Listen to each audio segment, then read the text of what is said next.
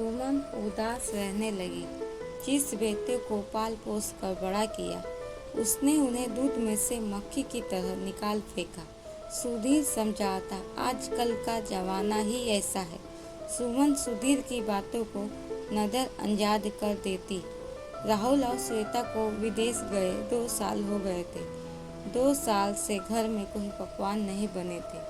सुधीर बोलता कि पूरी कचौरी खीर बना दो तो सुमन चिढ़कर बोलती, यहाँ बेटा हाथ से निकल गया है, तुम्हें पूरी खीर कचौड़ी की पड़ी है। अब घर घर नहीं लगता, सारा जीवन ही वीरान सा लगने लगा है। बेचारे सुधीर कुछ कह नहीं पाते। बाजार जाकर जो मन करता खा लेते, पर बाजार के पकवान में वो स्वाद कहाँ जो पत्नी के हाथ में। सुधीर का रिटायरमेंट दिवस नजदीक आ गया। सुमन ने राहुल को कॉल किया, बेटा परसों तेरे पापा का रिटायरमेंट दिवस है, तू घर आ जाना। राहुल ने कहा, ठीक है माँ। रिटायरमेंट दिवस के दिन बड़े ही अच्छे से सुधीर का स्वागत हुआ। पूरे स्टाफ ने सुधीर की तारीफ की। सुमन बार बार राहुल और श्वेता को फोन करती रही, पर किसी ने भी कॉल नहीं उठाया। न ही राहुल और श्वेता का कॉल आया। रिटायरमेंट दिवस खत्म हो गया। सुमन दिन भर फोन की तरफ देखती रही, पर कोई कॉल नहीं आया।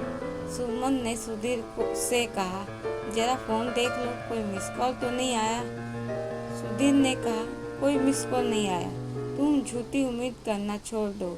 अपना दिल क्यों दुखवाए जा रही हो बेटे बहू के चक्कर में। वे तुम्हारे बारे में सोचते होंगे, वे वहाँ बहुत खुश होंगे।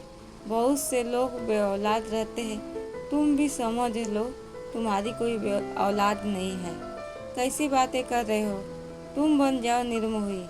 सुधीर ने कहा, तो जीती रहो घुट घुट कर बेटे बहू के चक्कर में।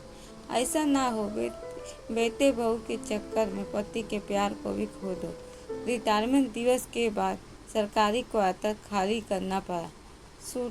सुधीर ने अपनी जमा पूंजी से कॉलोनी में एक छोटा सा घर खरीद लिया।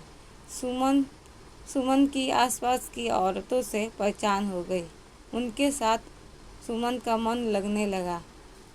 सुमन को पता चला कि मेरे घर की समस्या तो कुछ नहीं है।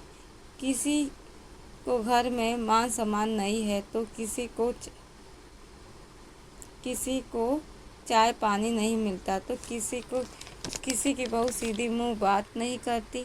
मैं यहाँ बहुत खुश हूँ, सुकून से हूँ, अपने घर की मालकिन हूँ।